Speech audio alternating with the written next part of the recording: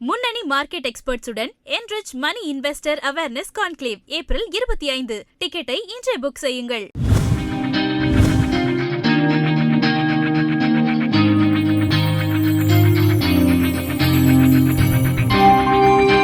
அரியலூர் மாவட்டம் ஜெயங்கொண்டம் தொகுதியில் போட்டியிடும் திமுக வேட்பாளர் கண்ணனுக்கு ஆதரவாக விடுதலை சிறுத்தைகள் கட்சித் தலைவர் திருமாவளவன் பிரச்சாரம் மேற்கொண்டார்.